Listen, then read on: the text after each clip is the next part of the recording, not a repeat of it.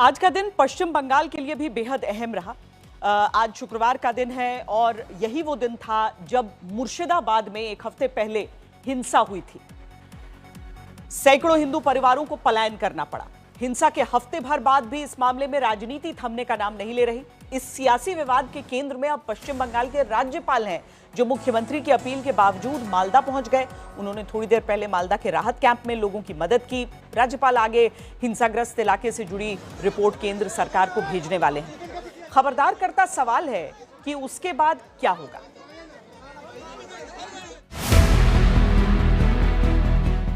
मैं गैर स्थानीय लोगों से अनुरोध करूंगी कि वो भी मुर्शिदाबाद का दौरा ना करें। राज्यपाल से कुछ और दिन प्रतीक्षा करने की अपील करूंगी। स्थिति सामान्य हो रही है। मैंने खुद स्वयं प्रभावित इलाकों का फिलहाल दौरा नहीं करने का निर्णय लिया। पश्चिम बंगाल की मुख्यमंत्री ममता बनर्जी ने राज्यपाल से यही अपील की, लेकिन वो अपील करती रह गईं। राज्यपाल सीवी आनंद बोस नहीं माने। ट्रेन पकड़कर पहले मालदा फिर मुर्शिदाबाद पहुंचे। पीछे पीछे राष्ट्रीय महिला आयोग की टीम भी आई। जब राज्यपाल से ममता बनर्जी की अपील के बारे में सवाल हुआ तो उन्होंने फर्ज याद दिलाया। हिंसा की तह तक जाने की बात कही। What has happened there is something which should never have happened. But the specter of violence is showing its ugly head on and off in Bengal in various places. You know, we have to coffin the cult of violence and drive the last nail on the coffin.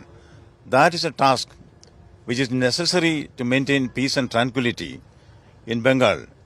You know, the dance of death, if I may say so, that is going on wantonly on the streets of Bengal in many places. This kind of cult of violence can never be tolerated at all. वक्फ संशोधन कानून को लेकर देश भर में प्रदर्शन हुआ। हिंसा सिर्फ बंगाल में हुई। नौबत आ गई। हिंसाग्रस्त इलाकों में बीएसएफ को लगाना पड़ा। ममता बनर्जी ने हालात पर काबू पाने का दावा किया, लेकिन राज्यपाल को तसल्ली नहीं हुई। वो मालदा और मुर्शिदाबाद पहुंचे, केंद्र तक रिपोर्ट भेजने की बात कही, लेकिन उनके इस दौरे ने राज्यपाल के अधिकारों को लेकर सियासी सवाल खड़े करने शुरू कर दिए। देखिए, प्रशासन की ओर से और राज्य के मुख्यमंत्री ने हर कदम उठाया है, लेकिन हम लोग विगत सालों में भी देखे कि पश्चिम बंगाल में हमेशा जो है कमीशंस को भेजा जाता है, जिससे कि और भी पश्चिम बंगाल को एक बदनाम करने की कोशिश। सबकी नजरें राज्यपाल की रिपोर्ट पर है। केंद्र उस पर क्या कार्रवाई करता है, इस पर भी नजर रहेगी। क्या उसके आधार पर ही राज्य में राष्ट्रपति शासन लगाने की बीजेपी की मांग हो सकती है? As governor, I don't want to make any comment on that. The constitutional options are available. Everybody knows that. But which action to be taken depends on various factors. जिस प्रदेश की सरकार एक अमन चैन का वातावरण तैनात नहीं कर सकती, उस प्रदेश की सरकार को सरकार में रहने का औचित्य नहीं। ऐसा पहली बार नहीं जब ममता सरकार केंद्र के निशाने पर हो, लेकिन इस बार दबाव कुछ ज्यादा ही दिखता है। तभी तो ममता बनर्जी के नेता ने पार्टी लाइन से उलट पलायन की बात तक कबूल ली। कुछ लोग मालदा गए हैं, कुछ लोग और भी दूसरे जिला में गए हैं या दूसरे स्टेट में गए हैं, और वही बोथ कम्युनिटी, सिंगल कम्युनिटी नहीं, बोथ कम्युनिटी, तो वो डर के मारे जो सब गए हैं। लेकिन हम लोग विश्वास दिलाते हैं कि आप अपना घर में अपना पहुंचिए, आपका कोई दिक्कत नहीं होगा। हम लोग आपके साथ थे, हम लोग आपके साथ रहेंगे। साल 2011 से ममता बनर्जी की पश्चिम बंगाल में सरकार है। अगले साल यहाँ चुनाव होना है। 11 महीने ही चुनाव में बचे हैं। ऐसे में ममता सरकार जहां इस मामले को जल्द से जल्द समेटना चाहती है, वहीं बीजेपी की कोशिश इस मामले को तूल देने की है ताकि चुनावों में उसे हिंदू वोट का फायदा मिल सके। मुर्शिदाबाद से सूर्याग्नि रॉय के साथ आज तक ब्यूरो। ममता बनर्जी की पार्टी टीएमसी का सवाल है कि राष्ट्रीय मानवाधिकार आयोग की टीम बीजेपी शासित राज्यों में सक्रिय क्यों नहीं होती। कई विपक्षी दलों की भी यही शिकायत है। विपक्ष कहता है कि हाथरस गैंगरेप में जिसमें दलित लड़की की गैंगरेप के बाद मौत हो जाती है। बिना परिवार की सहमति के पीड़ित का अंतिम संस्कार कर दिया जाता है। यूपी सरकार को एनएचआरसी नोटिस तो भेजती है, लेकिन घटनास्थल पर जाकर जांच नहीं करती। इसी तरह उन्नाव रेप केस में आरोप है कि एनएचआरसी राज्य सरकार को नोटिस तो भेजती है, लेकिन घटनास्थल पर जाकर जांच नहीं करती। साल 2017 के गोरखपुर अस्पताल मामले में भी यूपी सरकार को एनएचआरसी का नोटिस तो मिला, लेकिन दावा है कि जांच नहीं हुआ। साल 2023 में सूरत केमिकल ब्लास्ट केस में 7 मजदूरों की मौत हुई। इस मामले में भी गुजरात सरकार को एनएचआरसी का नोटिस भेजा गया, लेकिन दावा है कि कमीशन ने जाकर जांच नहीं की। विपक्ष का आरोप है कि ये सभी बीजेपी शासित राज्य थे, इसीलिए ऐसा हुआ।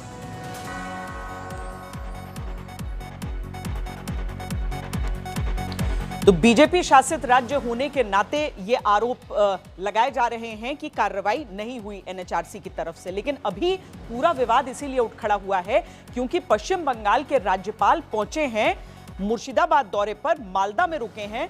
जो वहां पर तमाम पीड़ित हैं उनसे बातचीत की है। सूर्याग्नि रॉय मालदा से ही हमारे साथ जुड़ रहे हैं। सूर्याग्नि, समझाएं, एक तो राज्यपाल के वहां जाने के बाद से क्या क्या हुआ है और किस तरीके से राजनीति भी अपने चरम पर है।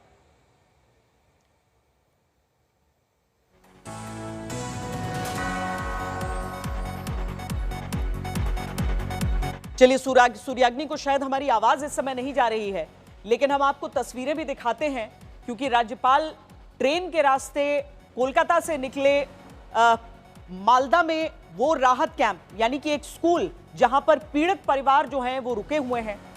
पश्चिम बंगाल की मुख्यमंत्री ममता बनर्जी की तरफ से जब राज्यपाल निकलने वाले थे उस समय भी यह कहा गया था कि न वो जाए वहां पर, क्योंकि उन्होंने आशंका जाहिर की कि जो भावनाएं हैं वो भड़क सकती हैं और एक तरफ के लोगों से विपक्ष का यही कहना था। लेकिन हम आपको सीधे सूर्याग्नि के पास एक बार फिर लिए चलते हैं। सूर्याग्नि, क्या क्या हुआ है? मालदा में आप मौजूद हैं।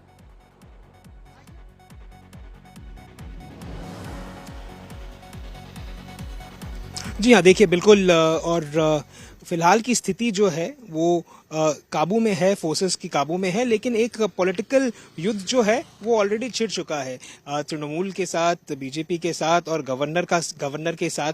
और इसी बीच जो देखे जा रहे हैं, जो लोग रिलीफ कैंप्स में रह रहे हैं वो कहीं ना कहीं चाहते हैं कि वो घर वापस जाए, लेकिन घर वापस जाने के लिए कुछ उनके डिमांड्स है। क्या डिमांड्स? कि सेफ्टी सिक्योरिटी रखा जाए ताकि जो हादसा उनके साथ हुआ वो फिर कभी ना हो।